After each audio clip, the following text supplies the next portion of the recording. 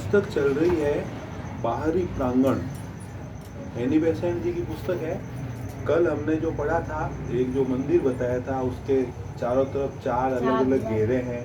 उससे आगे इस मंदिर के बाहर भी एक घेरा है जिसे बाहरी प्रांगण कहते हैं। इस मंदिर के बाहर भी एक घेरा है जिसे बाहरी प्रांगण कहते हैं। उसमें जो व्यक्ति है वो संख्या में मंदिर के अंदर रहने वाले व्यक्तियों से अधिक है।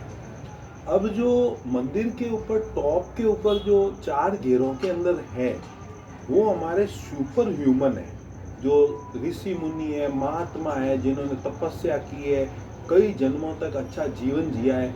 वो उस घेरों के अंदर तक पहुंच गए। कोई पहले घेरे में, कोई दूसरे घेरे में। हमारे जो गुरुदेव जी है अपने, वो भी चौथे घेरे में है। प्रोग्रेस करते करते गए। और इन चार घेरों के बाहर एक प्रांगण है। जैसे अब अपन घर में आए ना, घर के बाहर चौक है ना, ऐसे चौक है, उसकी बात हो रही है।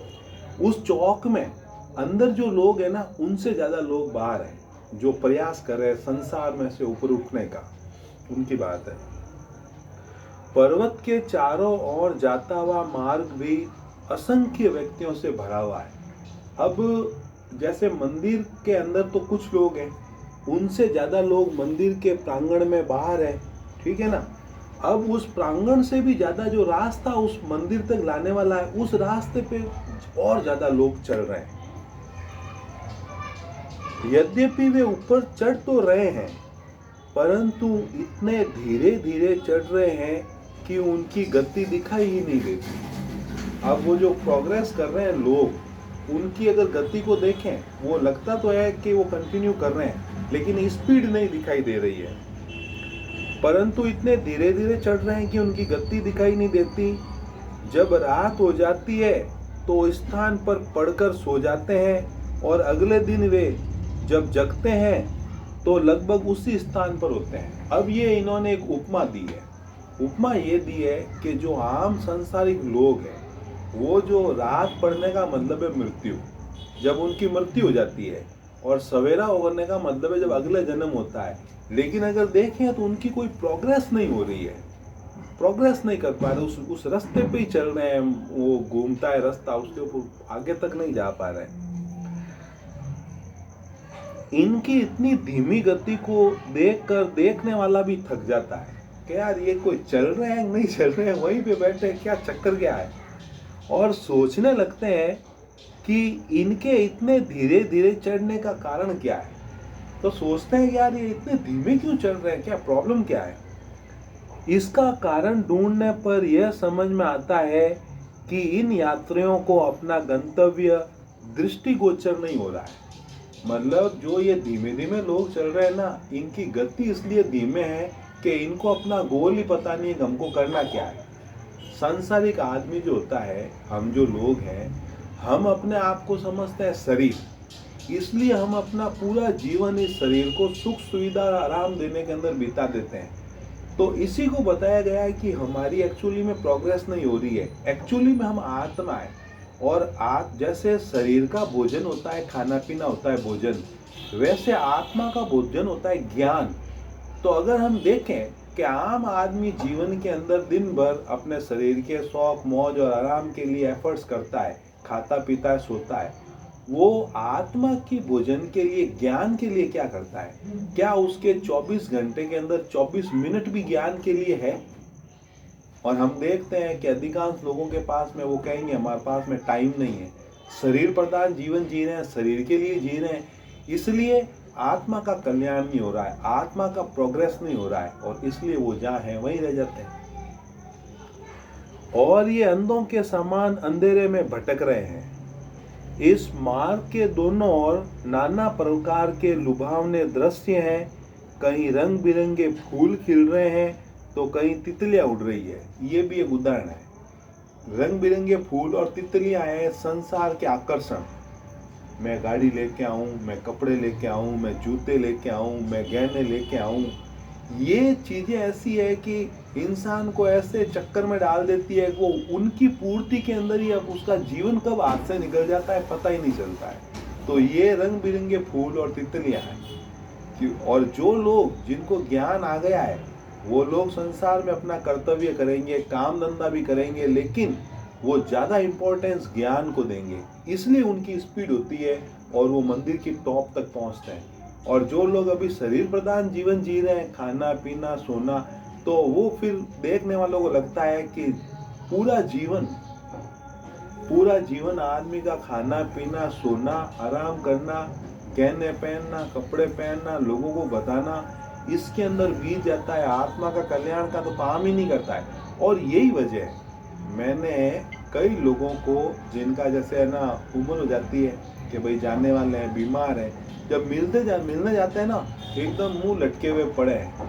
मुंह लटकने की क्या बात है, मृत्यु तो जो जन्मा है सबकी होगी, तो इतने उदास क्यों हो? क्योंकि टाइम वेस्ट किया। कहते हैं आए थे हरि भजन को, होटन लगे कपास।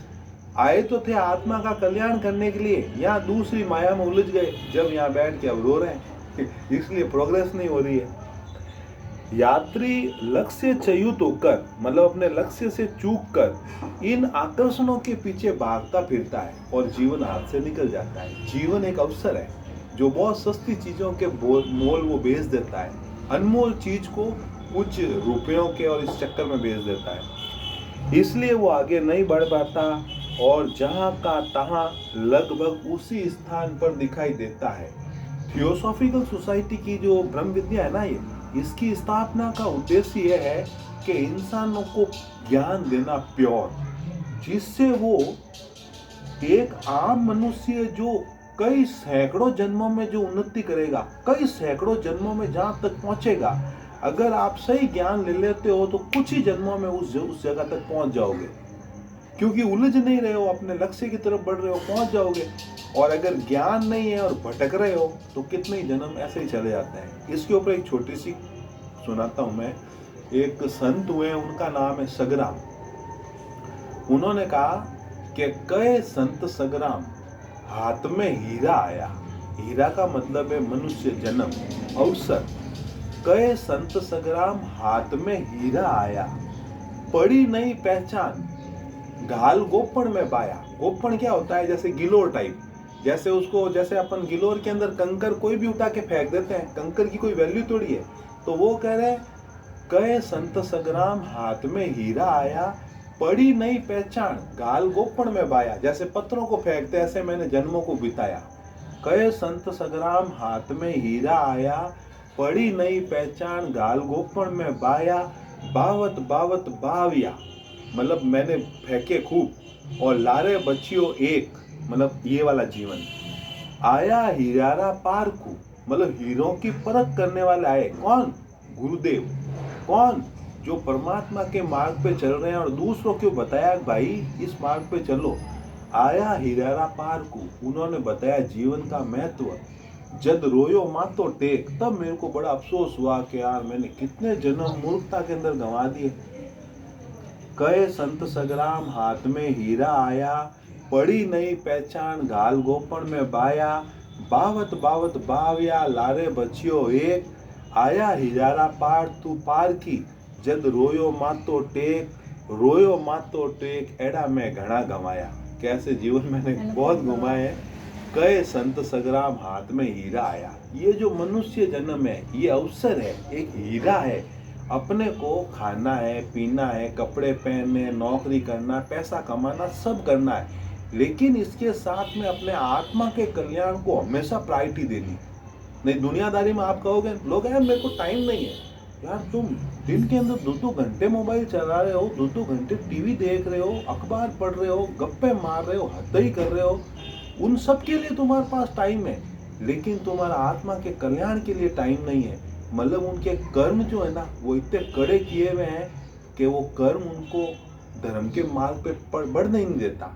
एक मैं एंड कर रहा हूँ, एक इन्हीं संत सगराम का है कि कहे संत सगराम, धर्मरी करड़ी घाटी। धर्म का मार्ग है ना ये घाटी है और बहुत मुश्किल है, हर कोई नहीं चढ़ सकता। कहे संत सगराम, धर्मरी करड़ी घाटी, रास्ता में उबा पाप, लेन लंबी लाटी, मतलब मेरे पाप रास्ते में खड़े हैं लकड़ी लेकर। ज्यों आगे बढ़ू देवे गाबड़ रे माए, मतलब मेरे को पीटते हैं और भगवान के रास्ते पे नहीं जाने देते हैं। और यही कारण है आध्यात्मिक चर्चाओं में ज्यादा लोग नहीं आ पाते हैं। अभी यहाँ पे कोई डिस्को डांस का प्रोग्राम रखा हो, टिकट देकर भी आएंगे और कूदेंगे और रात को कहेंगे यार हाथ तक बहुत दुख रहे मेरे लेकिन ज्ञान पे नहीं आ सकते, कर्म ऐसे किए हैं। तो ये बात है, ये मेरा और हो गया। अब आप में से कोई